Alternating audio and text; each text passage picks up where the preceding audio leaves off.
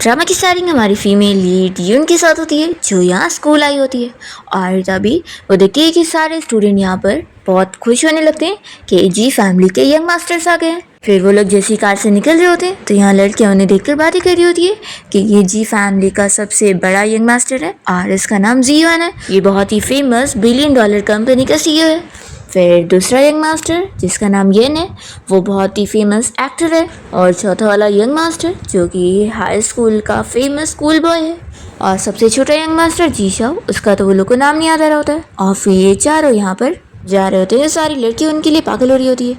ये सब देखकर यून को गुस्सा आती है कि हमारी जी फैमिली इतने सालों तक स्कॉलर्स रहे और उनके डिसेंडेंट्स देख लो कितने बेकार बन चुके हैं कि यहाँ पब्लिक में शो ऑफ कर रहे हैं। तभी यून की बातें सुनकर कुछ लड़कियां उसे कहने लग जाती है कि तुम इतना ज़्यादा इतराओ मत, तुम इतनी गुड लुकिंग हो तो क्या हो गया, इतने रिच यंग मास्टर तुम में कोई इंटरेस्ट नहीं दिखाने वाले और तुम्हारी शादी उनके साथ नहीं होगी तो सपने देख के फायदा नहीं है। तभी इतने में वो चारों तो यहाँ पर यून के पास आकर उसकी केयर करने में लगे होते हैं। एक यहाँ पर उसके लिए अम्ब्रेला लेकर खड़ा होता है, दूसरा कॉफी और तीसरा यहाँ उसे हवा दे रहा होता है और चौथा उसके लिए पर्स लेकर खड़ा होता है। तभी यून इन चारों को सुना देती है कि अपनी इस फालतू चीज़ों को लेके निकलो यहाँ से। फिर ये चारों तो डर के मारे अपनी चीज़ें हटा लेते हैं और यून उन लड़कियों से बताने लगती है कि मुझे जी फैमिली की ज़रूरत नहीं है, बल्कि मैं जहाँ खड़ी होती हूँ वहाँ पर जी फैमिली शुरू होती है। तो वो लोग कहते हैं कि ऐसे कैसे हो सकता है, हमें अच्छी तरीके से पता है कि जी फैमिली का जो ओल्ड मैन है वो ही इस फैमिली का हेड है। और फिर जी फैमिली के हेड यानी इन चारों के ग्रैंडपा यहाँ पर पहुँच जाते हैं, जो कि यहाँ पर पहुँचते के साथ ही यून को देखकर खुश हो जाते हैं और उसके पास पहुंचकर उसे मॉम कहने लगते हैं। तो ये सारी लड़कियां शॉक रह जाती है। फिर यून हमें अपने बारे में बताने लगती है कि वो असल में 1955 से यहाँ पे टाइम ट्रेवल करके आ चुकी है। फ्लैशबैक में हमें दिखाते हैं कि उस टाइम पर वो कोई स्टेज परफॉर्मेंस दे रही होती है और तभी उसके ऊपर कोई चीज़ गिर जाती है जिसकी वजह से वो वहीं पर ही मर जाती है। और फिर जब उसे होश आता है तो उसे पता लगता है कि वो रीबॉर्न हो चुकी है और 70 साल बाद के टाइम पर आ गई है, वो भी एक 18 साल की लड़की की बॉडी के अंदर। और इतने सालों बाद उसे अब पता लगा है कि उसका एक बेटा है जो कि ओल्ड मैन बन चुका है। और यहाँ पर क्या कर रहे हो, तो सबसे बड़ा वाला यंग मास्टर जियान बताने लगता है कि ग्रैंडमा हम लोग यहाँ पर अपने ग्रैंडपा को स्कूल तक छोड़ने आए थे क्योंकि आज उनका सीनियर सिटीजन यूनिवर्सिटी में फर्स्ट डे है। फिर मिस्टर जी तो यहाँ पर यून को मनाने लगते हैं कि मॉम क्या मैं स्कूल नहीं जा सकता हूँ। तो वो कहती है कि नहीं, स्कूल तो तुम्हें जाना ही पड़ेगा, तुम रोज लेट रात जाग कर बस इंटरनेट सर्फ करते रहते हो और ये तुम्हारी हेल्थ के लिए अच्छा नहीं है। तो मिस्टर जी कहने लगते हैं कि लेकिन मैं इतने सालों से स्कूल नहीं गया हूँ और मुझे बहुत ही डर लग रही है, मेरा ब्लड प्रेशर भी हाई हो चुका है। और वो रोने का नाटक करने लग जाते हैं। तो यहाँ पर यून फिर भी उन्हें समझाती है कि चलो अब रोना बंद करो, तुम अब बड़े बच्चे हो गए हो जिसकी एज 80 ईयर्स ओल्ड है। तो बोलते हुए उन्हें स्कूल बैग पहना देती है और समझा देती है कि आप चलो जल्दी से स्कूल जाओ और टीचर की बातें सुनना। फिर उनके सारे ग्रैंडसन बारी बारी करके उन्हें सलाह देने लग जाते हैं। येन कहने लगता है कि क्लास के टाइम पर आप फाइट मत करने लग जाना। फिर यहाँ पर जीशो कहता है कि आप क्लास में ज़्यादा पानी मत पीना, नहीं तो फिर बार बार टॉयलेट जाओगे, ऐसे फिर पेरेंट टीचर मीटिंग में हमें एम्बेरस होना पड़ेगा। तो फिर ग्रैंडपा को तो गुस्सा आ जाती है और वो चिल्लाने लगते हैं कि तुम यहाँ मुझे सिखाओगे। तो फिर वो कहता है कि ग्रैंडपा आप ऐसे मुझे मार नहीं सकते, नहीं तो मैं आपकी मॉम को बता दूंगा और आपको फिर पनिशमेंट मिलेगी। तो फिर वो चुप हो जाते हैं और यहाँ पर जियान को कॉल आती है कि उसका थर्ड ब्रदर अब अब्रॉड से वापस आ गया। तो ये सुनते के साथ ही ग्रैंडपा तो सबसे ज़्यादा खुश हो जाते हैं और कहने लगते हैं कि फिर तो आज मैं स्कूल नहीं जाने वाला हूँ, अभी चलो हम लोग तुम्हारे थर्ड ब्रदर शिन से मिलने चलेंगे। फिर यूनिया उन्हें गुस्से में देखने लगती है। तो मिस्टर जी उसे समझाते हैं कि मॉम मैं अपने ग्रैंडसन से 3 सालों से नहीं मिला हूँ और वो इतने सालों बाद के आज तुम्हारी स्कूल की छुट्टी। तो ग्रैंडपा तो इतने खुश हो जाते हैं कि वो स्कूल बैग जल्दी से यहीं पर ही फेंक कर भाग जाते हैं। फिर इसके बाद यूनियन चारों ग्रैंडसन और अपने बेटे मिस्टर जी के साथ घर पहुंच रही होती है और यहाँ पर वो उसे अपने थर्ड ग्रैंडसन शेन के बारे में बताने लगते हैं कि मॉम वो भी आपकी तरह ऐसी साइंटिफिक रिसर्च में लगा रहता है और दुनिया के टॉप साइंटिस्ट में से एक है। तो यून काफ़ी इंप्रेस होती है कि फिर तो वो कितना अमेजिंग है। तभी यहाँ मेट्स भी बड़ी खुश होने लग जाती है कि थर्ड यंग मास्टर आने वाला है। यूनी सुनकर कहती है कि आजकल का ज़माना कितना अच्छा है जहाँ पर साइंटिस्ट को भी इतना माना जा रहा है। तो जियान कहने लगता है कि ग्रैंडमा ऐसी बात नहीं है कि वो साइंटिस्ट है इसीलिए यहाँ पर लोगों से देखना चाह रहे हैं, बल्कि इसलिए क्योंकि वो बहुत ही हैंडसम है और वो तो हमारी फैमिली का लिटिल प्रिंस माना जाता है। फिर यहाँ पर हम शेन को देख रहे होते हैं जो कि जब जाते हुए एक मेड को गिरते हुए देखता है तो उसे बचा लेता है और उसकी तारीफ करने लगता है। तो वो कहती है कि मैं तो आखिर कितनी ओल्ड हो चुकी हूँ। तो शेन कहता है कि ऐसी बात नहीं है, सारी वुमेन अपने आप में बहुत ही ब्यूटीफुल होती है। तो ये मेड भी यहाँ पर शेन को बस देखती रह जाती है और यहाँ पर जियान ये उनको शेन के बारे में बता रहा होता है कि सारी वुमेन उससे बहुत ही ऑब्सेस्ड रहती है। जीशा कहने लगता है कि थर्ड ब्रदर इतना बड़ा जेंटलमैन है कि मुझे तो उससे जेलसी के मारे बहुत ही नफरत होती है। तो यून पूछती है कि तुम्हें क्यों नफरत हो रही है।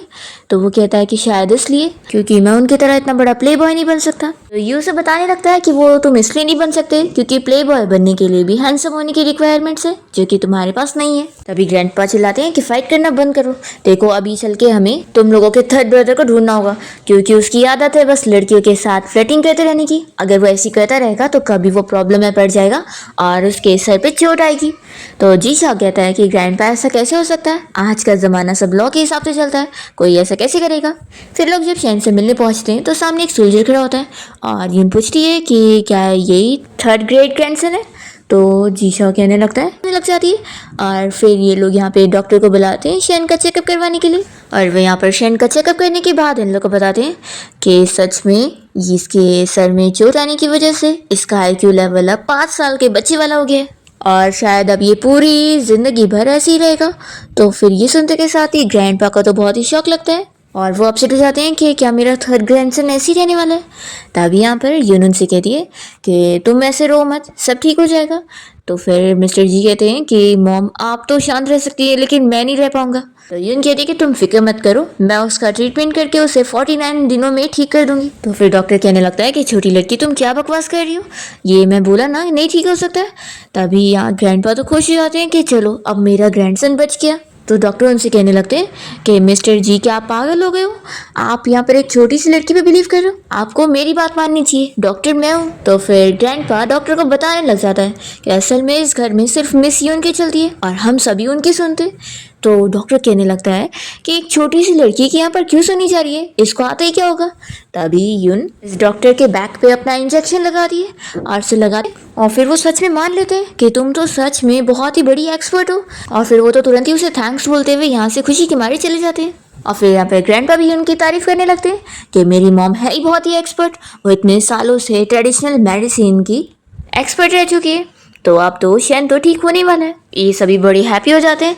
इतने में यहाँ पर शेन बच्चों वाली कार चलाते हुए आता है, वो अपने मुंह में फूल रख कर आया होता है और स्टाइल मारते हुए फिर वो यून को देने लगता है और कहता है कि ब्यूटीफुल सिस्टर ये मेरी तरफ से तुम्हारे लिए। तो ग्रैंडपा बहुत ही गुस्सा हो जाते हैं और कहते हैं कि यहाँ तुम स्टूपिड हो चुके हो और फिर भी तुम्हारी फ्लर्टिंग की आदत गई नहीं है। और वो उसका फूल भी फेंक देते हैं और कहने लगते हैं कि ये तुम्हारी ग्रेट ग्रैंडमा है, थोड़ा सा तो रिस्पेक्ट से बात करो। तो शेन फिर अपने फूल गिरने की वजह से रोने लगता है और फिर वो तुरंत ही दूसरा फूल निकाल कर यून को देने लगता है और कहता है कि ब्यूटीफुल सिस्टर तुम्हें जितने चाहिए मैं तो तुम्हें उतने ला कर दे सकता हूँ। तो जीशा और ग्रैंडपा तो बस देखते रह जाते हैं कि सच में ये फ्लर्टिंग करने में इतना एक्सपर्ट है कि इसकी याददाश्त जाने में भी इसकी आदत नहीं गई। तो ग्रैंडपा कहते हैं कि ये सब फ्लर्टिंग वाली अच्छी आदत गर्लफ्रेंड हो। तो वो हाँ बोलती है और रोते हुए कहने लगती है कि शेन पागल भी हो गया तो क्या हुआ, मैं अभी भी उससे प्यार करने वाली हूँ। फिर लिली जल्दी से शेन के पास जाकर उसे कहने लगती है कि तुम फिक्र मत करो, मैं तुम्हारा ख्याल रखूंगी। तो वो कहता है कि चुप हो जाओ, तुम्हारी बातों से मेरे कान दुख रहे। तो लिली कहती है कि तुम आखिर मुझसे कैसे बात कर रहे हो। तो शेन तो यहाँ पर इस लड़की को अपनी गर्लफ्रेंड मानने से ही तैयार कर रहा होता है। तो जीशा कहने लगता है कि भाई तुम कितने बड़े चीटर हो, अपने बच्चे तक को भी ऐसे छोड़ दे रहे हो। तो शेन तो यहाँ पर खुद ही बच्चे वाली हरकतें करते हुए टीवी कार्टून देखने के लिए भागकर चला जाता है। फिर ग्रैंडपा इस बारे में यून से पूछते हैं कि मॉम आखिर अब हम क्या करें। तो फिर यून तो यहाँ पर इस लड़की को अच्छे से ऑब्जर्व करने के बाद बताने लगती है कि मुझे लगता है कि तुम झूठ कह रही हो। तो वो लड़की तुरंत ही चिल्लाने लगती है कि आखिर आप मुझ पे ऐसे कैसे इल्ज़ाम लगा सकती हो।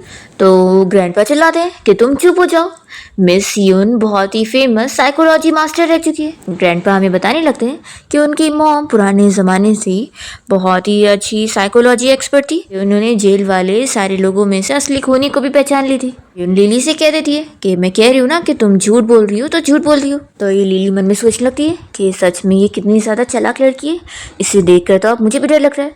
फिर वो मान लेती है कि हाँ मैंने झूठ बोली हूँ, लेकिन बस यही झूठ बोली हूँ कि वो मुझे अपने पेरेंट्स से मिलवाना चाहता था। लेकिन ये बात मैंने बिल्कुल सच बोली हूँ कि ये बच्चा सच में उसका है। फिर ये लोग यहाँ पर शेन के ड्राइवर को बुलवाते हैं और उससे कहने लगते हैं कि तुम तो शेन के साथ ही थे ना, क्या तुमने इस लड़की को देखे हो? तो फिर वो ड्राइवर भी तुरंत ही इस लिली को पहचान लेता है कि हाँ, मैंने इसे कई बार देखा हूँ। तो ये लोग इस ड्राइवर को जाने बोल देते हैं और फिर यहाँ जीशा को गुस्सा आ रही होती है कि सच में हमारा भाई तो चीटर है।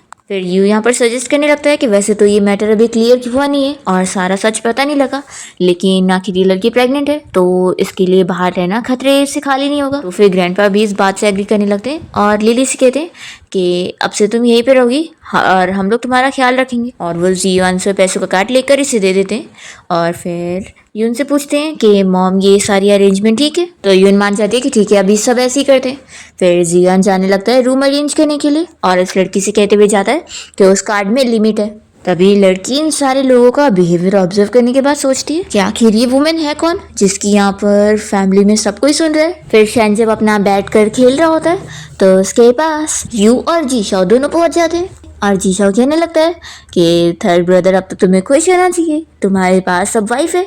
तो शेन कहने लगता है कि मुझे वो लड़की मेरी वाइफ नहीं चाहिए, मैं तो चाहता हूँ कि वो ब्यूटीफुल सिस्टर मेरी वाइफ बने। ये सुनते के साथ ये लोग शॉक रह जाते हैं और जीशाओ कहने लगता है कि ऐसा नहीं हो सकता। तो शेन कहता है कि ऐसा क्यों नहीं हो सकता, क्या वो तुम्हारी वाइफ है? तो यू भी तुरंत ही कहता है कि ऐसा कैजुअली नहीं बोल सकते हो।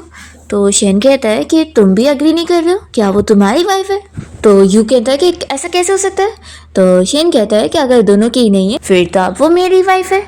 तो यहाँ पर जल्दी से ग्रैंडपा पहुंच जाते हैं और डांटने लगते हैं कि क्या बकवास कर रहे हो, वो मेरी मॉम है और मेरी मॉम के बारे में ऐसा मत बोलो। शेन कहता है कि अगर वो आपकी मॉम है तो ठीक है, फिर मैं आपका डैड हुआ।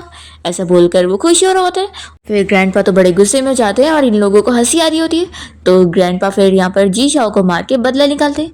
तो वो शॉक हो जाता है कि ग्रैंडपा आपने मुझे क्यों मारा? तो ग्रैंडपा कहते हैं कि देख लो तुम्हारा ब्रदर कैसे स्टूपिड हो चुका है और अगर मैंने उसे हाथ लगाया तो वो और पागल हो गया तो। और फिर यहाँ ग्रैंडपा अपनी मॉम यानी कि यून के पास जाते हैं और उससे पूछते हैं कि मॉम आप मुझे 10 स्कूल ड्रेस में होती है। तो ये समझ जाती है कि यानी ये उन लोगों की क्लासमेट है जिसको ये लोगों ने फैमिली की तरह ट्रीट करके रखे हुए हैं। और ये भी कितनी स्किल जीशाओ और यू को दोनों को स्टडी कराने के लिए बैठी होती है और जीशाओ को एक भी मैथ्स का प्रॉब्लम ठीक से आ नहीं रहा होता है और वो आंसर नहीं बता पा रहा होता है। तो यून उसे डांट रही होती है। तभी शैन देखते के साथ ही आंसर बता देता है कि इसका 26 है।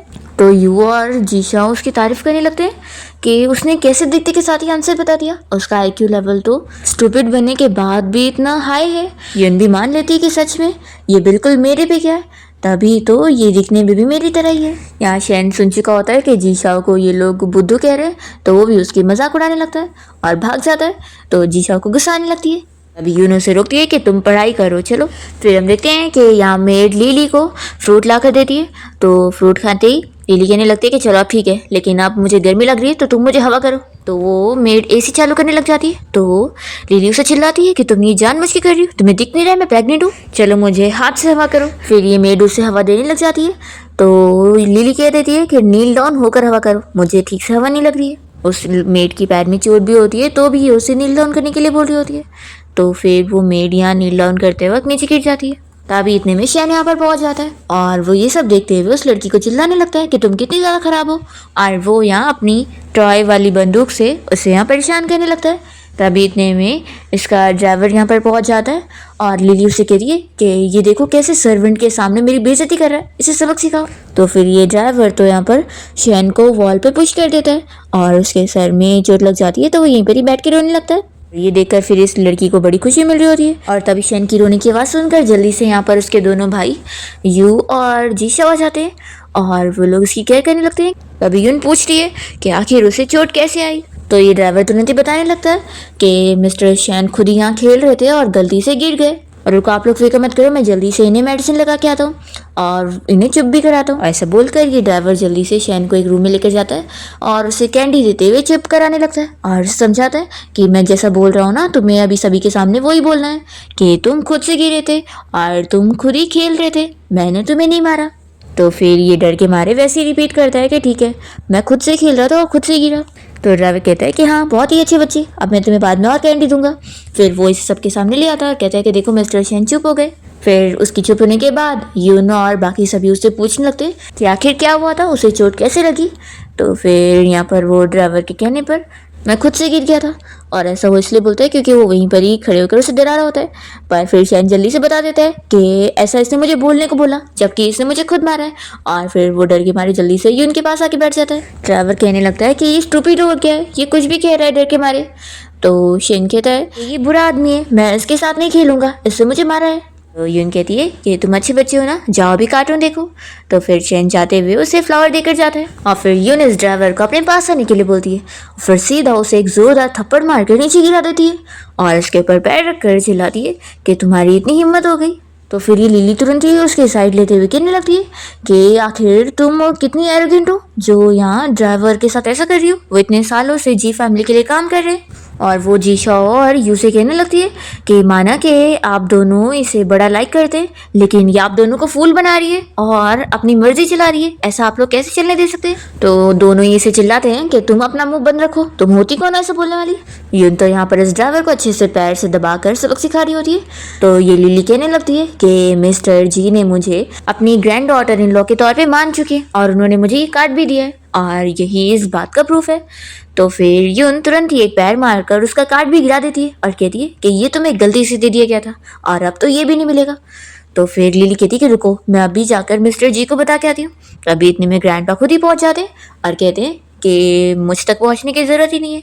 और यहाँ पर फिर यून अपने बेटे मिस्टर जी को चिल्लाने लगती है कि तुम इस तरीके से फैमिली को हैंडल कर रहे हो, तुमने फैमिली में ऐसा बंदा रखा हुआ है काम करने को जिसके अंदर बिल्कुल भी मैनर्स नहीं है और वो इतना खराब है। तो लिली यहाँ पर चिल्लाने लगती है कि मिस्टर जी देख लो, ये लड़की कितनी ज़्यादा एरोगेंट है और कैसी कैसी बात करती है। इसकी वजह से अब मेरे पेट में बच्चे को भी कितनी तकलीफ हो रही होगी और वो आखिर आपका ग्रेट ग्रैंडसन है, अगर इस बच्चे को कुछ हो जाएगा तो इसलिए आपको इस लड़की को पनिशमेंट देनी चाहिए। और फिर ये लिली मन ही मन सोच रही होती है कि देखना अब तुम्हें कैसे यहाँ से निकाला जाएगा। पर यहाँ ग्रैंडपा तो उसे चिल्ला देते हैं कि तुम चुप रहो, इस घर में सिर्फ जी फैमिली को अच्छे से मैनेज नहीं कर रहा हूँ और मैंने ऐसे बंदे को यहाँ काम करने के लिए हायर किया लेकिन मैं अब भी सफायर कर रहा हूँ।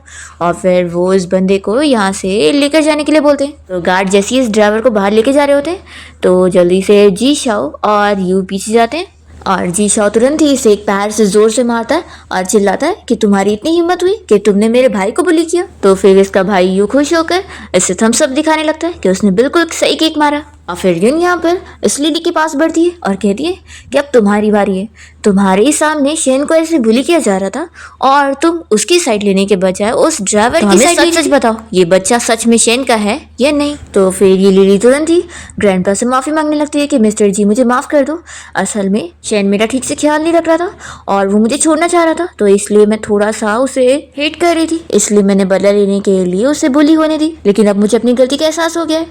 यून यहाँ पर गुस्से में ऑर्डर देने लगती है कि इस लड़की को जो यहाँ पर एक्स्ट्रा ट्रीटमेंट मिल रहे हैं ना, ये सारे कैंसिल कर दो और इसके रूम में से सारी लग्जरियस चीज़ को खाली करो। और ये बोलकर वो चली जाती है और ग्रैंडपा फिर तुरंत ही ऑर्डर देते हैं। फिर यून यहाँ सभी के साथ बैठी होती है और शैनू से कहने लगता है कि ब्यूटीफुल सिस्टर देखो ना मेरे सर में कितनी चोट आ गई है, प्लीज़ मुझे फूंक दो। तो फिर ग्रैंडपा गुस्सा करने लग जाते हैं कि तुम मेरी मॉम को फूंकने के लिए बोल रहे हो। तो शेन कहता है कि ठीक है फिर मॉम के बेटे आप ही फूंक दो। तो ग्रैंडपा ये सुनने के बाद और गुस्सा हो जाते हैं और उसे स्टिक से मारने के लिए जाते हैं, पर इससे पहले ही वो जाके बेड पे कूद जाता है। और फिर यून यहाँ पर अपने बेटे यानी मिस्टर जी को कंट्रोल करने लगती है कि बेटा तुम शांत हो जाओ, ज़्यादा गुस्सा मत हो। और फिर वो यहाँ पर अपनी नीडल्स का पैकेट मंगवाने लगती है ताकि वो अभी शेन का ट्रीटमेंट करेगी उसे नीडल्स लगाकर। तो ग्रैंडपा ऑर्डर देने लगते हैं कि मॉम आप इसे और ज़ोर से चुबाना। तभी शेन सामने आके बैठ जाता है और कहने लगता है कि शांत हो जाओ, शांत हो जाओ। तो ग्रैंडपा कहते हैं कि अब तुम अच्छे बच्चे बन के बैठे हो ना। तो वो कहता है कि मैं आपका डैडी हूँ। ये सुनने के बाद ग्रैंडपा फिर और गुस्सा होकर स्टिक लेकर फिर से उसके पीछे पड़ जाते हैं और वो नीचे गिर जाते हैं। तो यून जल्दी से उन्हें ऊपर बैठाती है और कहती है कि अरे वो छोटा बच्चा है ना, उसे माफ़ कर दो। तो वो कहने लगते हैं कि मैं भी तो आपका बच्चा हूँ ना। तो यून कहती है कि हाँ हाँ इसलिए तो बोल रही हूँ, गुस्सा मत हो। और फिर यून यहाँ शेन का ट्रीटमेंट करने जा रही होती है और सभी को बताने लगती है कि उसके नीडल के ट्रीटमेंट के बाद वो 2 हफ्ते में ही पूरी तरीके से ठीक हो जाएगा। लिली सुनकर कहने लगती है कि क्यों ना उसका ट्रीटमेंट ना किया जाए, क्योंकि अगर कुछ गड़बड़ हो गया तो। ग्रैंडपा कहते हैं कि क्या ही गड़बड़ होगा, वैसे भी वो पहले से स्टूपिड है ना। फिर शेन तो यहाँ पर बच्चों की तरह पूरा टॉय के साथ खेल रहा होता है। तभी यू कहने लगता है कि एक बार भाई ठीक हो जाए फिर कोई मुसीबत में पड़ने वाला है। लिली डर के मारे कहने लगती है कि तुम किसके बारे में बात कर रहे हो। तो यू कहता है कि मैं अपने भाई शेन के बारे में बात कर रहा हूँ। आखिर उसने इतने गलत काम किया। तो फिर ग्रैंडपा ने कह दिए कि वो जब ठीक हो जाएगा तो वो उसे सबक सिखाएंगे। लेकिन मिस लिली आप क्यों डर रही है? आपको क्या लगा कि मैं किसके बारे में बात कर रही हूँ? तो लिली कहती है कि मुझे भी बस यही लगा कि तुम उसी के बारे में बात कर रहे होंगे। फिर यहाँ पर यून अपना ट्रीटमेंट स्टार्ट करती है और शैन को फर्स्ट नीडल लगाती है। फिर लिली को तो डर लग रहा होता है कि अभी उसकी याददाश्त आ जाएगी तो वो तो सब बता देगा सबको। फिर पहली नीडल लगने के बाद ही शैन कहने लगा कि तुम्हें क्या याद आया? फिर शैन बताने लगता है कि मुझे याद आया कि जब जीशाओ छोटा था तो एक बार उसने ग्रैंडपा का वॉलनट एंटीक चुपके से तोड़ दिया था, और जब वो टूट गया था तो उसने ग्रैंडपा को पता नहीं लगने दिया और उस वॉलनट को डॉग को दे दिया था और डॉग उसे लेकर चला गया। ग्रैंडपा को ये सुनते के साथ ही बहुत ही गुस्से में जीशाओ को फिर एक सर पे मारते हैं।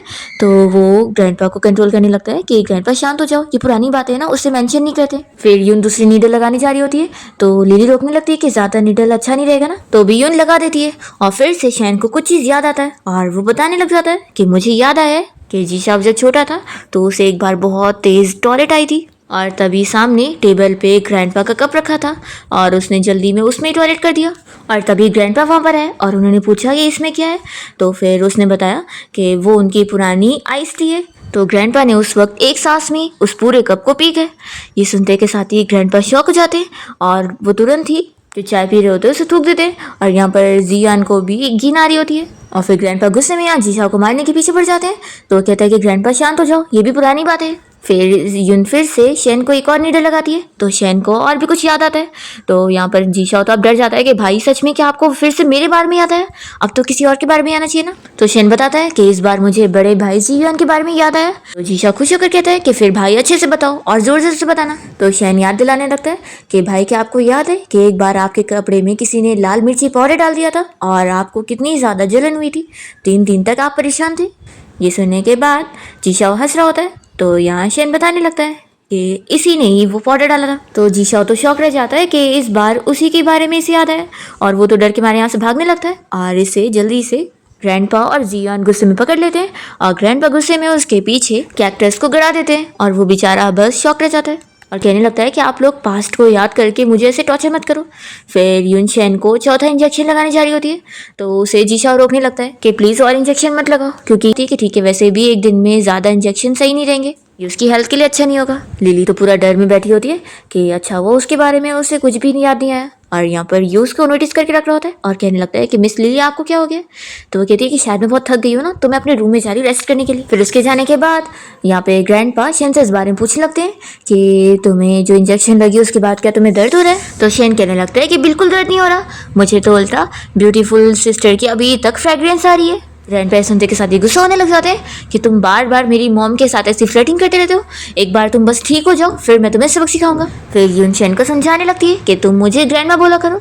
तो वो कहता है कि ठीक है ग्रैंडमा सिस्टर, और फिर वो उसके ऊपर सर रख लेता है और कहता है कि मुझे नींद आ रही है। तो फिर यून उसका ध्यान रखने लगती है और सभी से कहती है कि तुम लोग भी थक गए होंगे तो रूम में जाओ रेस्ट करने। तो सभी अपनी गर्लफ्रेंड बनने की एक्टिंग करूंगी और बताऊंगी कि ये बच्चा उसका है ताकि फिर हमें सारी प्रॉपर्टी मिल जाए।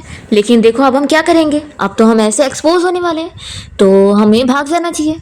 तो ये कहता है कि हम ऐसे भाग नहीं सकते क्योंकि मेरे पीछे वैसे भी लोन शार्क पड़े हुए हैं, हमारे पास ऐसी ऑप्शन नहीं है।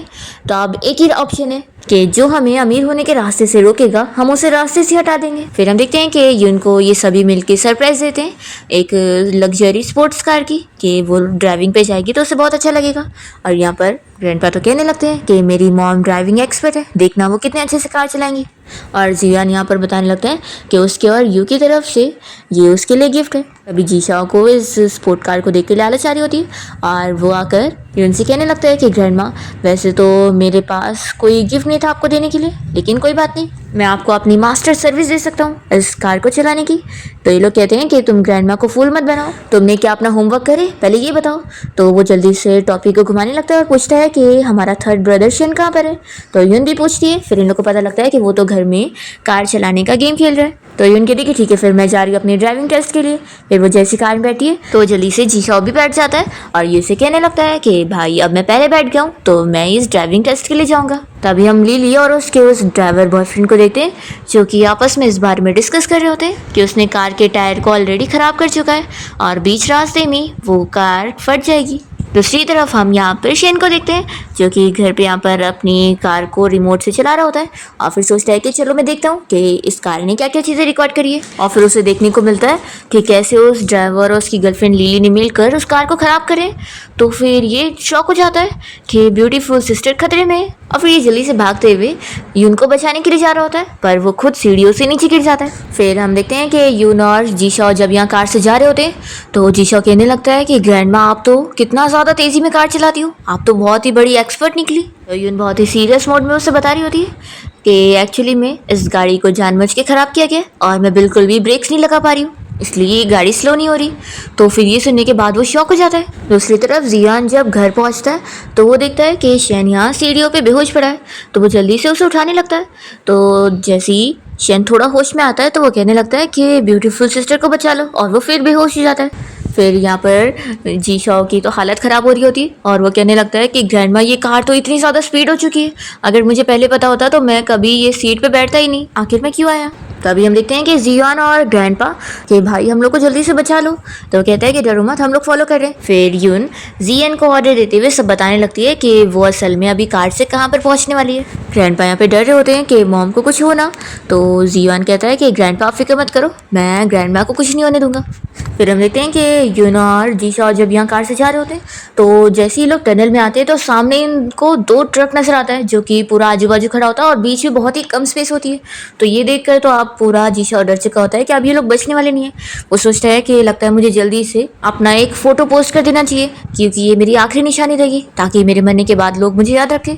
यून कहती है कि अब उसका भी टाइम नहीं बचा है और फिर वो यहाँ तेजी में कार को चलाते हुए उसे टेढ़ा करते हुए उन दोनों ट्रक के बीच में से निकाल लेती है और फिर जो सामने बैग यहीं पर ही बच जाते हैं। जीशा तो इतना डर गया होता है कि वो कार से निकलने के बाद भी ऐसे बेहोश पड़ा होता है और सोच रहा होता है कि क्या मैं हेवन में आ चुका हूँ। तभी इतने में जियान और ग्रैंडपा भी यहाँ पर कार से पहुंच जाते हैं और ग्रैंडपा जल्दी से यून के पास आकर रोने लगते हैं कि मॉम आप ठीक तो हो ना, आपको कोई चोट तो नहीं आई, अगर आपको कुछ हो जाता ना तो फिर मैं भी मर जाता। तो यून कहती है कि फिक्र मत करो, तुम्हारी मॉम ऐसी छोटी मोटी चीज़ें सुनी देती है। फिर यहाँ पर जीशा बताने लगता है कि मैंने हेवन में जाके ग्रैंडमा को देखा, ग्रैंडमा सच में बहुत ही ज़्यादा अमेजिंग है और उनकी कार की स्किल्स भी कितनी अच्छी थी। तो यू बताने लगता है कि मैंने ग्रैंडमा के बारे में सारी हिस्ट्री पढ़ा हूँ, वो वॉर में भी काफ़ी बेहतरीन थी और उनकी ड्राइविंग तो पहले से ही बहुत ही अच्छी है, तभी तो उनके पास लाइसेंस भी है। उन्हें अपनी तारीफें सुनने में प्रॉब्लम थी तो वो बताता है कि मुझे हमारे थर्ड ब्रदर शेन ने बताया। दूसरी ओर हम देखते हैं कि शेन को अब होश आ गया होता है और यहाँ मेड उसके पास खड़ी होती है। तभी शेन सोच रहा होता है कि मुझे तो लग रहा है जैसे मैं एक लंबा सपना देखने के बाद जागा हूँ।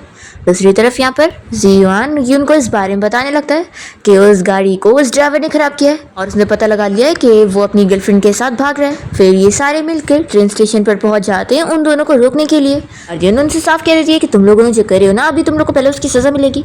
तो लिली तो उनसे कहने लगती है कि हमने कार को नहीं खराब करे। तो ग्रैंडपा चिल्लाते हैं कि अभी तो हमने बताया भी नहीं कि कार में प्रॉब्लम थी और तुमने खुद ही अपने मुंह से बोल दी हो। और फिर वो ऑर्डर देने लगते हैं कि इस लड़की और उसके बॉयफ्रेंड को दोनों पकड़ लो। फिर गार्ड जैसे यहाँ पर लिली को पकड़ने जा रहे होते हैं तो वो तुरंत ही नीचे गिरने का नाटक करते हुए चिल्ला चिल्ला कर कहने लग जाती है कि देख लो कैसे ये फैमिली हमें परेशान कर रहे हैं। फिर यहाँ पर जो भी सारे लोग जमा होते हैं वो बातें करने लगते हैं कि ये रिचेस्ट फैमिली कितनी खराब है जो एक प्रेग्नेंट वुमेन को बुली कर रहे हैं। फिर यहाँ पर इतने में शैन अपनी एंट्री मारता है। उस समय क्या ये कोई सेलिब्रिटी है और उसे देखकर यहाँ पर सारे भाई लोग भी खुश हो जाते हैं। जीशा पूछता है कि भाई क्या तुम सच में ठीक हो गए हो। यून भी पूछती है कि ग्रेट ग्रैंडसन क्या तुम्हारी याददाश्त आ गई है। शैन इस लड़की से कहता है कि अच्छा तो तुम कह रही थी कि तुम मेरे बच्चे की मॉम बनने वाली हो, लेकिन आखिर मुझे तुम क्यों नहीं याद हो। फिर वो सभी को बताने लगता है कि असल में उसका एक्सीडेंट हो गया था और उसके सर में चोट लगने के बाद उसकी याददाश्त चली गई थी, जिसके बाद ये लड़की उसके बच्चे की मॉम बनने का झूठा नाटक कर रही है। पर वो क्लियरली बताता है कि इस लड़की को तो मैं जानता तक नहीं हूँ और ये बस एक झूठी फ्रॉड लड़की है। फिर यहाँ पर शेन की बातें सुनने के बाद सभी लोग कहते हैं कि हम तो इस लड़की से फूल बन गए थे और इसकी बातों में आकर हमने जी फैमिली को गलत समझ लिया।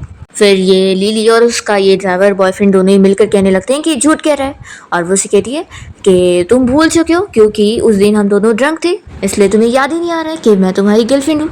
तो शेन कहता है कि झूठ मत बोलो, मुझे मेरी लाइफ में आने वाली सारी वुमेन याद है और मेरी मेमोरी इतनी शार्प है कि मुझे सबका नाम तक याद है। फिर वो एक एक लड़की का नाम गिनाने लग जाता है और नाम काउंटिंग करके वो थकता नहीं है, पर यहाँ सारे लोग बोर हो जाते हैं कि इतना देर हो चुकी है पर इसके नाम खत्म नहीं हो रहे। ईशा कहता है कि तभी तो ये एक साइंटिफिक रिसर्च एक्सपर्ट है। शेन पूछता है कि इस लड़की का क्या नाम था? लिली। मेरी मेमोरी में तो लिली नाम की कोई लड़की है ही नहीं। फिर ये लिली सभी के सामने कसम खाने लगती है कि मैं सच कह रही हूँ कि ये बच्चा इसका ही है और अगर मैं झूठ कह रही हूँ ना तो मेरी पूरी फैमिली मर जाए। तो शेन भी कहता है कि ठीक है, मैं भी कसम खाता हूँ कि ये बच्चा मेरा नहीं है और अगर मैं झूठ बोल रहा हूँ तो मेरी भी पूरी फैमिली मर जाए। ये सुनते के साथ ही शेन के सारे भाई लोग शौक रह जाते हैं और जल्दी से उसे रोकने लगते हैं कि ऐसे कसम मत खाओ। जीशा कहता है कि भाई तुम्हारे अफेयर से आखिर हमारा क्या लेना देना है, हमें तो 8 साल जीने दो। तो शेन इन लोग को पूरी की पूरी गारंटी देने लगता है कि वो सच में इसका बच्चा नहीं है। शेन बताता है कि क्योंकि मैं अगर प्यार करता हूँ तो सिर्फ दिल से करता हूँ, बॉडी से नहीं। यून तुरंत ही उसका पल्स चेक करने लगती है और कहती है कि ये बिल्कुल सही कह रहा है, इसकी बॉडी बिल्कुल प्यार है। तो यहाँ पर जीशा शॉक होकर पूछने लगता है कि भाई तुम सच में वर्जिन हो? मुझे तो यकीन नहीं आ रहा कि हम 5 भाई सभी के सभी वर्जिन हैं। तो यहाँ पर शेन कहता है कि मुझे तो अपने आप से कंपेयर मत करो, मेरे पास तो चॉइस है लेकिन तुम लोग के पास तो चॉइस भी नहीं है। फिर लिली अपने इस बॉयफ्रेंड को चिल्लाने लगती है कि मैंने पहले ही बोली थी कि हम भाग जाते हैं, अब तुम्हारी वजह से हम इतने बड़े प्रॉब्लम में फंस गए। फिर शेन उन लोग से कहने लगता है कि तुम लोगों को बहुत सारे क्राइम कि आप लोग गिफ्ट के लालच में ऐसे भूल जाओगे। तो ग्रैंडपा फिर जीशा को चिल्लाते हैं कि तुम्हें दिख नहीं रहा है कि शेन ने इतने टाइम से कितना सफर करा है। तो जीशा तो अपसेट हो जाता है कि शेन को मार ही नहीं पड़ी। शेन कहने लगता है कि भाई तुम अपसेट मत हो, देखो मैं तुम्हारे लिए भी बहुत ही यूनिक गिफ्ट लेकर आया हूँ। तो फिर जीशा खुश हो जाता है कि चलो अब उसे कोई गिफ्ट मिलने वाला है। यहाँ पर शेन उसे बताता है कि तुमने 20 सालों में अब तक कोई गर्लफ्रेंड नहीं बना पाया ना, तो मैंने कुछ तुम्हारे लिए ट्रिक्स तैयार कराऊं ताकि तुम लड़कियों का दिल जीत पाओ। तो ये सुनने के बाद जीशा खुश हो जाता है और फिर वो फाइल खोल कर देखता है तो उसमें बस शेन की ही बहुत सारी फोटोज होती है। तो पूछता है कि भाई आपने मुझे सही फाइल भेजे हो? शेन कहता है कि हाँ बिल्कुल सही भेजा हूँ, क्योंकि लड़कियों को पटाने के लिए ना सिर्फ एक ही चीज़ ज़रूरी है और वो तुम्हारा हैंडसम फेस होना चाहिए। तो यहाँ पर जीशा गुस्सा होने लग जाता है और फिर बाकी भाई उसे पकड़ते हैं शेन को मारने से। और यहाँ शेन फिर यून से कहने लगता है कि ग्रैंडमा मैं इतने टाइम से बीमार था और कितना टाइम मेरा वेस्ट हो चुका है, तो अब मैं जा रहा हूँ अपने कंपनी के काम में बिजी होने के लिए।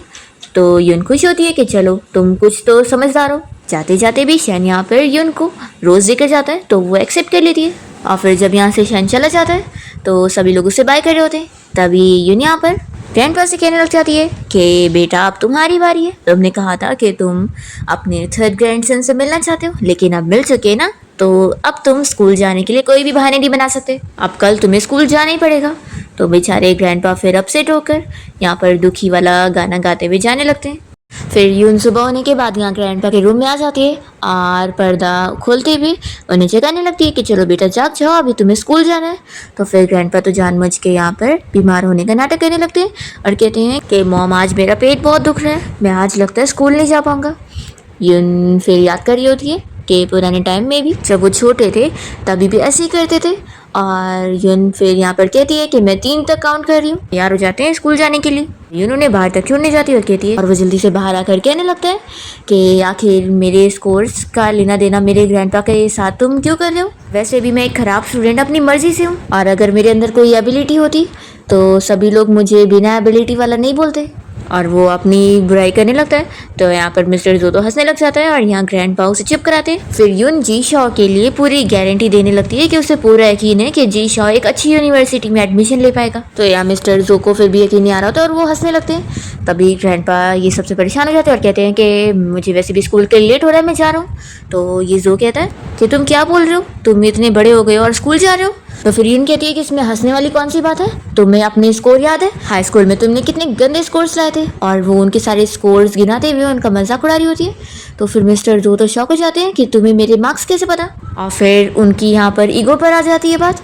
तो वो चैलेंज करने लगते हैं कि मैं भी स्कूल जाऊँगा और तुमसे ज़्यादा स्कोर लेकर आऊँगा। और फिर ग्रैंडपा अपने फ्रेंड के साथ स्कूल जाने के लिए निकल जाते हैं और यहाँ पर ये सारी चीज़ें यू समझ जाता है और वो कहने लगता है कि ग्रैंडमा मैं समझ गया, आपने ग्रैंडपा को स्कूल जाने के लिए मोटिवेट करने के लिए उनके फ्रेंड को यहाँ पर बुलाए और उनको ये सारी बातें सुनाए ताकि ग्रैंडपा को साथी मिल सके स्कूल जाने के लिए और वो इनकरेज हो सके। फिर यून जी शॉ से कहती है कि तुम्हारे ग्रैंडपा की स्कूल जाने की प्रॉब्लम तो मैंने सॉल्व कर दी हूँ, तो अब तुम्हारी बारी है। और वो उसका कान पकड़ के उसे स्कूल लेके जाने के लिए निकलती है। फिर ये तीनों जब स्कूल पहुँचते हैं तो यून जी शॉ से कहने लगती है कि अब कॉलेज एंट्रेंस एग्जामिनेशन को पूरे 50 डेज बचे, तो बताओ तुम्हें अब कैसा फील हो रहा है। तो वो कहता है कि मेरे तो दर्द भरे दिन शुरू हो गए। तो यू उसे चिल्लाने लगता है कि तुम्हें दिख नहीं रहा है, ग्रैंड माँ तुम्हें मोटिवेट कर रही है, तो थोड़ा तो मोटिवेट हो जाओ। और वो उसे कुछ टेस्ट पेपर पकड़ाता है और कहता है कि अब तुम ये सारे टेस्ट पेपर को सॉल्व करते बैठोगे और जब तक हो नहीं जाता तब तक तुम ना खाओगे ना सोओगे, समझ के। तो जीशाओ सोचता है कि इन लोगों ने तो मेरे पास कोई ऑप्शन ही नहीं छोड़े। फिर वो तेज़ी में यहाँ से भाग जाता है और उसकी ऐसी भागने की स्पीड देखकर यून तो खुश हो जाती है और समझ जाती है कि अब उसे क्या करना चाहिए। फिर वो उसको रनिंग रेस के लिए भेजती है जिसमें वो फिर जीत जाता है और उसे गोल्ड अवार्ड मिलता है। और इसके बाद यहाँ पर जी शाओ दिखाना है। तभी यू इस बारे में यून को बताने लगता है कि ग्रैंड माँ आपको पता है मुझे तो ग्रैंड पा के ऊपर कुछ शक हो रहा है। आजकल वो बहुत ही अजीब हरकतें करते हैं। स्कूल से आने के बाद वो घर आते और बहुत सी परफ्यूम लगाने के बाद जाते हैं, तो मुझे तो लगता है कि उनकी कोई स्कूल में क्रश बन गई है। तो यून भी कहती है कि तुम लोग सही कह रहे हो, मुझे भी अब शक हो रहा है। फिर ये लोग प्लान बनाकर चुपके से ग्रैंडपा का पीछा करते हुए देखने के लिए जाते हैं कि आखिर वो स्कूल से आने के बाद परफ्यूम लगाकर जाते कहाँ पर है। और फिर ये लोग चुपके से मिलकर यहाँ पर ग्लासेस लगाकर अपना मुंह छुपाते हुए ग्रैंडपा के ऊपर नजर रख रहे होते हैं और देख रहे होते हैं कि कैसे वो यहाँ पर किसी लेडी से मिलने गए और जो कि कोई उनकी क्लासमेट है। वो उसे यहाँ कॉफ़ी दे रहे होते हैं और कहते हैं कि मुझे ये सब बिल्कुल समझ नहीं आ रहा है, तो तुम मेरी हेल्प करोगी। तो फिर वो उनकी हेल्प कर रही होती है और ग्रैंडपा तो उस लेडी को देखने में बिजी होते हैं और यहाँ पर ये तीनों उनके ऊपर नजर रखे होते हैं। और जीशा कहने लगता है कि यहाँ मुझे मेरी फर्स्ट लव मिली नहीं और इन ओल्ड मैन को पहले मिल गई। यूँ पूछता है कि ग्रैंडमा आप इस बारे में क्या सोचती हो। तो यून कहती है कि मुझे ये छोटी सी लड़की सच में जानी पहचानी सी लग रही है। तो छोटी सी लड़की सुनकर यहाँ पर जीशाओ को तो मन ही मन बहुत ही ज़्यादा शौक लग रहा होता है कि आखिर उसकी ग्रैंडमा कौन सी नज़रों से देख रही है। फिर इसके बाद जब ग्रैंडपा घर पहुँचते हैं तो वो बड़े खुश होते हैं और देखते हैं कि यहाँ पर सारे उनका इंतज़ार कर रहे होते हैं।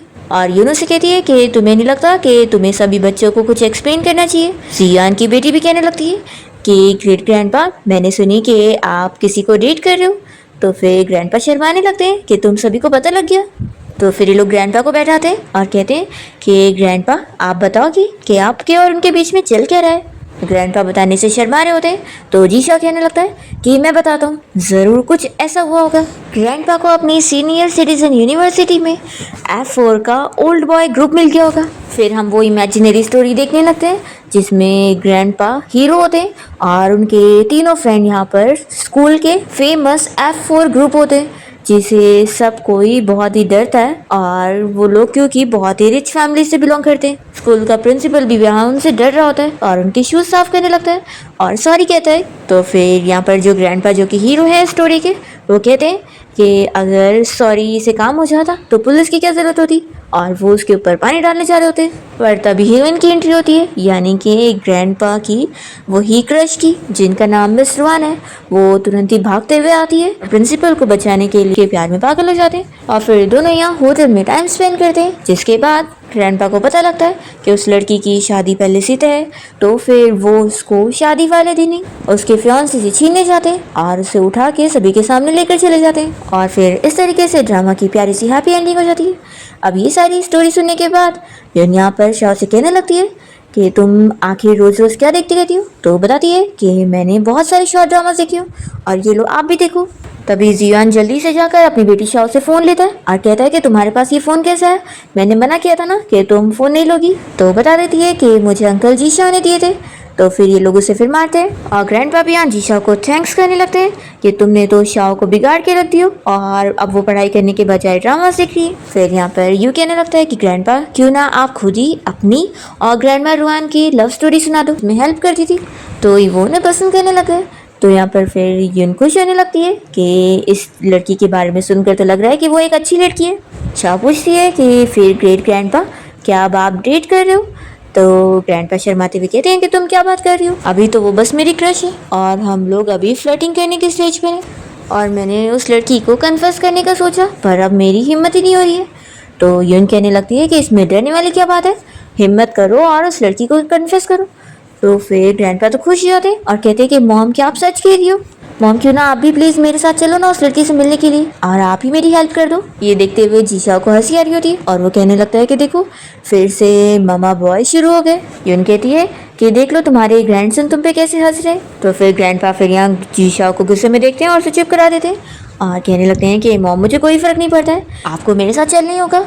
तो फिर ये उन्हें समझाती है कि ये तुम्हारी लाइफ का इतना इम्पोर्टेंट मोमेंट है और देखो चाहे रिजेक्ट हो या फिर एक्सेप्ट हो तुम्हें सब चीज़ों को अच्छे से लेना होगा। ये उन्होंने एक नेकलेस देती है और बताती है कि ये तुम्हारे डैड ने मुझे गिफ्ट करा था, तो ये लो तुम जाकर उसी को गिफ्ट कर देना। तो ग्रैंडपा तो यहाँ पर इमोशनली हो जाते हैं और ये देखकर जीशाओ कहने लगता है कि ग्रैंडपा तो सच में कितने बेबी है, इन्हें देखकर तो मुझे लगता है कि ये रिजेक्ट ही होंगे। फिर इसके बाद ग्रैंडपा पार्क में ग्रैंडमा रुआन का इंतज़ार कर रहे होते हैं और यहाँ पर उन्हें नेकलेस देने के लिए कन्फेशन की लाइन तैयार कर रहे होते हैं और तभी वो पीछे से आकर ये सब सुनने लगती है और फिर उनके पास आके बैठती है और बताती है कि मैंने तुम्हारी सारी बातें सुन ली और फिर वो उन्हें जवाब में हाँ बोल देती है कि अब वो लोग डेट करेंगे।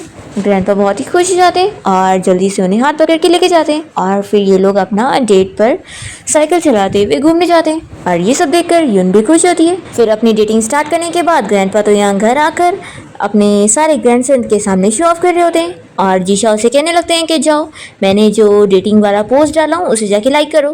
तो जीशाओ जाके दिखता है कि ग्रैंडपा ने अपनी और ग्रैंडमा रुआन की हाथ पकड़े वाली फ़ोटो को पोस्ट कर रहे होते हैं और उन्होंने लिखे होते हैं कि सारे डॉग जलते रहे। तो यहाँ पर जीशाओ पूछता है कि ग्रैंडपा आप डॉग कैसे बोल रहे हैं, तो ग्रैंडपा कहते हैं कि वही जो हमेशा मुझसे जेलस होता है। तभी यहाँ पर ग्रैंडपा का वही फ्रेंड मिस्टर जो पहुँच जाता है और वो चिल्लाने लगता है कि तुमने मेरी गर्लफ्रेंड को मुझसे चुराया हो। तो फिर ग्रैंडपा उसे चिल्लाते हैं कि तुम क्या बकवास कर रहे हो, मैंने कब तुम्हारी गर्लफ्रेंड को छीना। तो फिर मिस्टर जो बताने लगते हैं, पहुंच जाती है और वो यहाँ मिस्टर जो को चिल्लाने लगती है।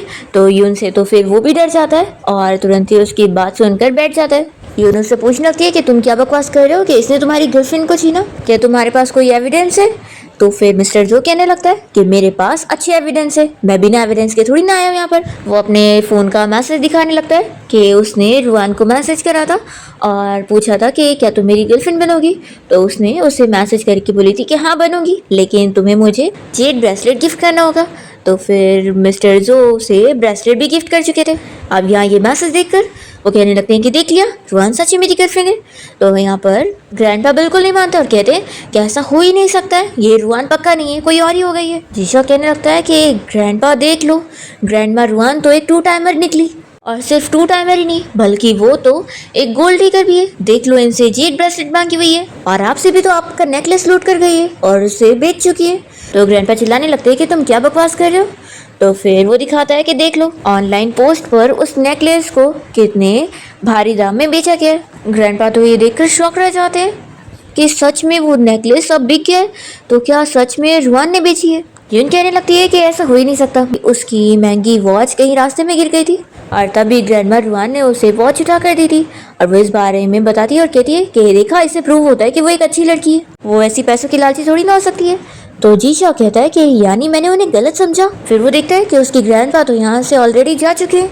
फिर यहाँ पर मिस्टर जो को फिक्र होने लगती है कि उसे रोकना पड़ेगा, वो कहीं रुआन को कुछ करे ना। यहाँ पर हम देखते हैं कि ग्रैंडमा रुआन अपने ग्रैंडसन को ढूंढते हुए यहाँ उसके पास पहुँचती है और उसे वो नेकलेस वापस करने के लिए बोल रही होती है और बताती है कि वो किसी और का है और वो उसे उसकी मॉम ने दी थी इसलिए वो बहुत ही कीमती है, पर इनका ये ग्रैंडसन देने के लिए मान ही नहीं रहा होता है और कहता है कि ग्रैंडमा आखिर आपको गिफ्ट में मिला है, तो अगर आपके ग्रैंडसन ने ले लिया तो क्या बात हो गई। ग्रैंडमा जिद करने लगती है तो यहाँ पर उनका ग्रैंडसन उन्हें पुश कर देता है। जैसे ही ग्रैंडमा गिरने वाली होती है तो तभी जल्दी से ग्रैंडपा जाकर उन्हें गिरने से बचा लेते हैं। फिर ग्रैंडपा यहाँ पर इस लड़के को चिल्लाते हैं कि तुम क्यों आती है और एक कैच में उस बॉल को रोक लेती है और उस बॉल को फेंक कर मारती है तो उसे तो लग जाता है और वो सोचता है कि ये लड़की तो कितनी ज़्यादा स्ट्रेंथ वाली निकली। यून चिल्लाती है कि तुम्हारी इतनी हिम्मत कि मेरे बच्चे को हाथ लगाओगे। फिर यहाँ पर ग्रैंडमा रुआन ग्रैंडपा से इस बारे में पूछती है कि ये लड़की कौन है, क्या ये तुम्हारी ग्रैंड डॉटर है।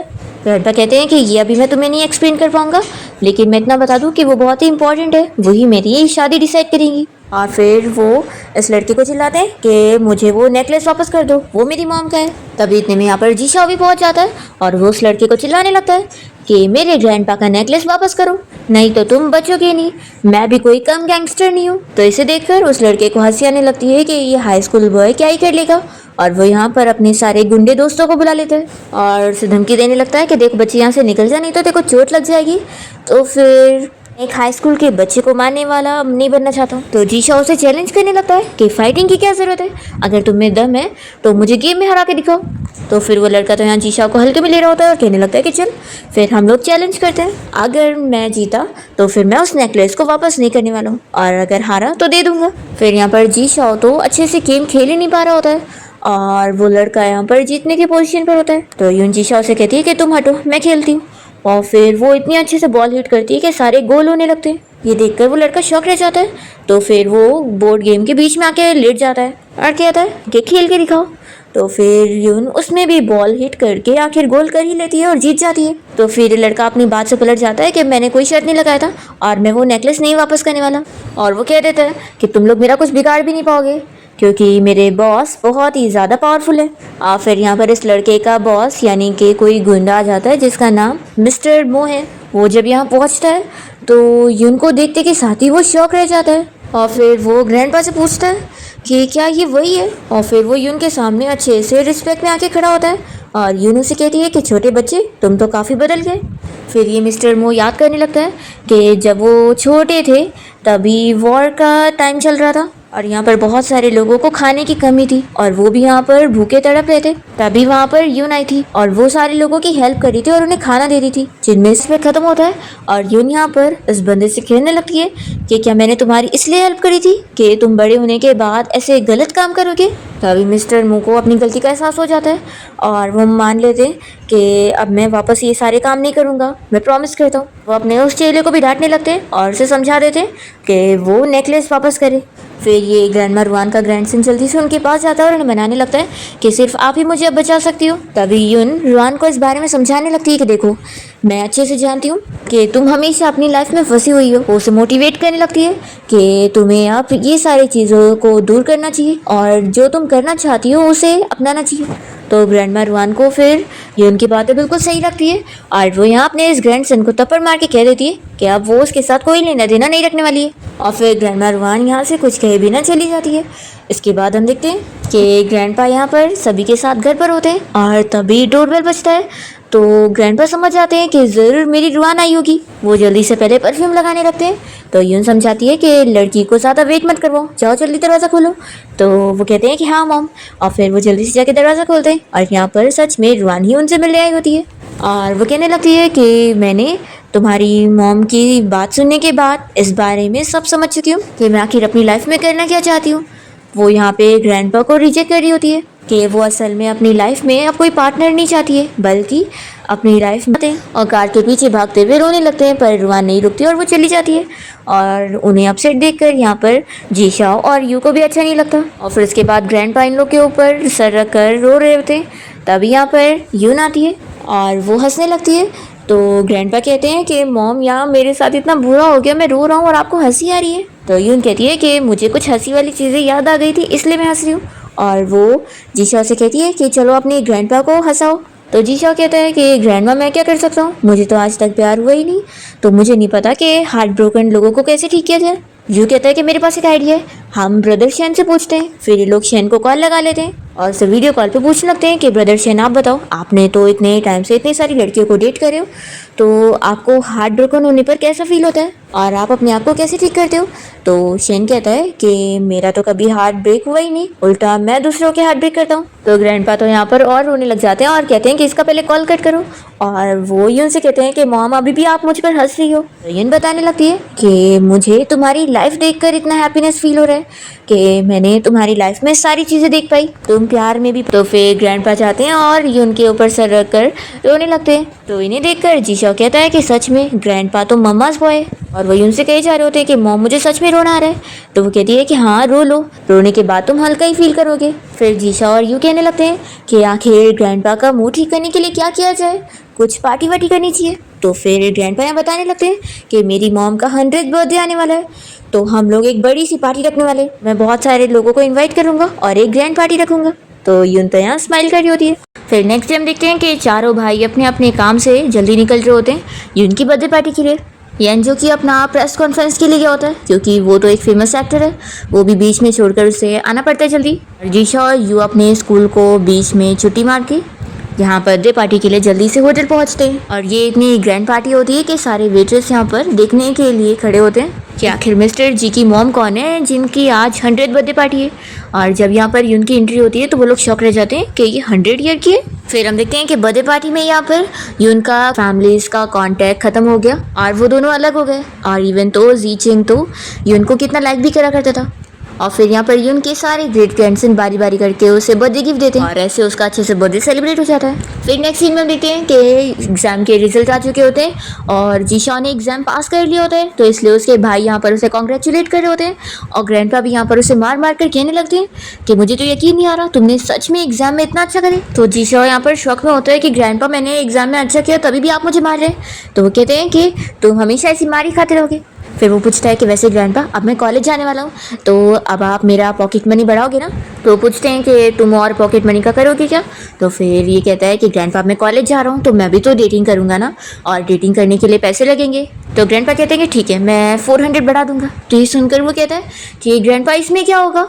तो वो कहते हैं कि तुम भी कौन सा डेटिंग करने वाले हो। तो जीशा कहने लगता है कि ग्रैंडपा आपको मुझ पर यकीन नहीं है कि मुझे भी कोई लड़की मिलेगी। तो यहाँ पर फिर ग्रैंडपा भी हंसने लग जाते हैं और उसके दोनों भाई भी हंसने लग जाते हैं। तो बेचारा बस अपसेट बैठ जाता है। फिर जब कॉलेज स्टार्ट हो जाता है तो ये सारे मिलकर साथ में कॉलेज के होते हैं और यहाँ पर जीशाओ को लगता है कि कुछ लड़कियां उसका फोटोज लेना चाहती है पर वो लोग तो बस उसे फ़ोन दे रहे होते हैं अपना फोटोज खिंचवाने के लिए। फिर ये उन लोग का फ़ोन लेकर उसमें अपनी सेल्फी ले लेता है और उन लोग को मोबाइल दे देता है। तो वो लोग तो शौक रह जाती है और ये सोचता है कि ये उनकी सजा है, उनको मेरी फ़ोटो लेनी चाहिए थी ना कि अपनी।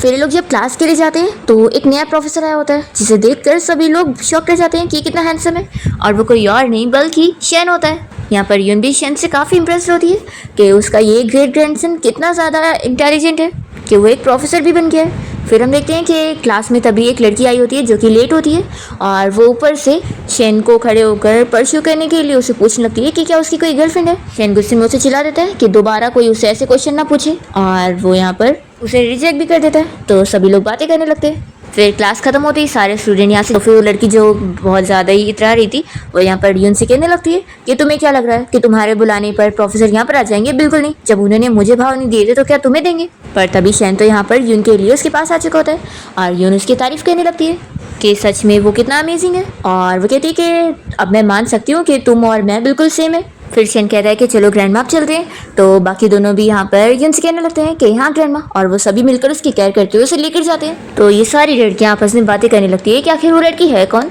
जो सारे हैंडसम लड़के उसके पीछे ही लगे हुए। फिर रात में जब सभी घर में साथ में बैठकर बातें कर रहे होते हैं तभी शेन भी घर पे आया होता है। तो ग्रैंडपा उससे पूछने लगते हैं कि तुम कितने ज़्यादा बदमाश हो, तुम कॉलेज में प्रोफेसर बन के जाने वाले हो, इस बारे में तुमने हमें पहले से क्यों नहीं बताया था। तो वो कहता है कि सभी को सरप्राइजेस पसंद है और मैं अपनी ग्रेट ग्रैंडमा को सरप्राइज देना चाहता था। और ऐसा बोलकर फिर से वो आंख पर यून को फ्लावर देने लगता है। फिर यून यहाँ पर उसके साइंटिफिक रिसर्च के बारे में बात करने लगती है और वो भी उसके प्रोजेक्ट में थोड़ी बहुत हेल्प करने वाली चीज़ों के बारे में बता रही होती है। तभी इतने में ग्रैंडपा को यहाँ पर कॉल आता है यून के वो फ्रेंड जीचंग का जो कि यून से मिलना चाह रहे होते हैं। एक्चुअली में वो काफ़ी अब बीमार है और अब उनका मरने का वो ये किसे दे, इसलिए वो इस बारे में यून से डिस्कस करने आए होते हैं। यहाँ पर यून उन्हें समझाती है कि उनके एक भी बच्चे अच्छे नहीं हैं और वो सभी बस प्रॉपर्टी लेने आए और कुछ भी नहीं, और वो कोई प्रॉपर्टी को संभाल भी नहीं पाएंगे। पर मिस्टर जीचंग की एक अडॉप्टेड ग्रैंड डॉटर होती है जो कि यहाँ पर उन्हें कोई मेडिसिन देने आई होती है। और तभी यून उस लड़की को देखते के साथ ही यहाँ पर जीचंग को सजेस्ट करती है कि तुम इस लड़की को अपनी प्रॉपर्टी दो, ये तुम्हारी कंपनी भी अच्छे से संभाल लेगी। फिर जब ये लड़की यहाँ पर आई होती है तो जीशाओ तो बस इसे देखता रह जाता है और फिर यहाँ पर मिस्टर जीचंग अपनी सारी प्रॉपर्टी अपनी अडॉप्टेड ग्रैंड डॉटर को संभालने के लिए दे देते हैं और वो कहती है कि मैं आपको निराश नहीं करूँगी। फिर जो मिस्टर जीचंग का लास्ट टाइम होता है वो भी वो यून के साथ ही बिताते हैं और उसके साथ बचपन की बहुत सारी बातें शेयर करते हैं और फिर यहीं पर ही उनकी मौत हो जाती है। फिर उनकी जो अडॉप्टेड डॉटर लिन होती है वो यहाँ यून से मिलने आया करती है ताकि वो उससे कुछ नॉलेज की चीज़ें जान सके, क्योंकि यून ने उससे बोली थी कि जैसे उसके ग्रैंडपा ने यहाँ पर उसके बच्चे का ख्याल रखा, भाइयों के साथ मिलकर बड़ा खुश हो रहा होता है कि वो लिन यहाँ पर ज़रूर मुझे देखने आया करती है, वो मुझे ही पक्का लाइक करती होगी। और बता देती है कि वो तो असल में मिस यून के लिए यहाँ पर आया करती है और वो तो ये भी जान जाती है कि वो कोई नॉर्मल पर्सन नहीं है और वो ये गैस कर लेती है कि वो तो असल में मिस्टर जी की मॉम है जो कि यहाँ रिबॉर्न हुई है। ये सभी शौक रह जाते हैं और उसकी तारीफ करते हैं कि वो कितनी इंटेलिजेंट है, वो सब समझ की। फिर यहाँ जी शाओ तो रिजेक्ट होने के बाद हार्ट ब्रोकन होकर ग्रैंडपा के साथ मिलकर ड्रिंक कर रहा होता है और गम मना रहा होता है कि दोनों की ही फर्स्ट लव उनसे बिछड़ गई है।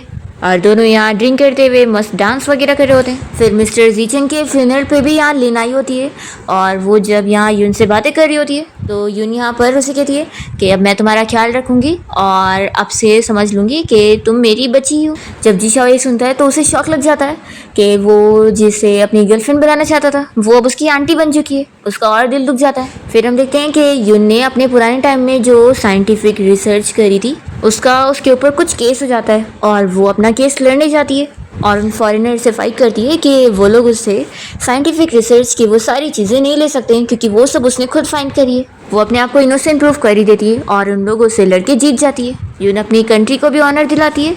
यहाँ पर उसे अवार्ड भी मिलता है। फिर यून यहाँ पर बताती है कि वो खास करके यहाँ पर अपने हस्बैंड के एशेस लेने आई है। फिर वो जब कार से जा रही होती है तो वो अपने हस्बैंड को याद करने लगती है। फिर इसके बाद जब वो यहाँ घर पहुँचती है तो पाँचों ग्रेट ग्रैंडसन उसका बहुत ही अच्छे से वेलकम करते हैं और वो यहाँ अपने बेटे और पाँचों ग्रेट ग्रैंडसन के साथ एक अच्छी लाइफ बिता रही होती है और सभी बहुत ही हैप्पी होते हैं। और इसी के साथ ही इस ड्रामा की हैप्पी एंडिंग यहाँ पर हो जाती है।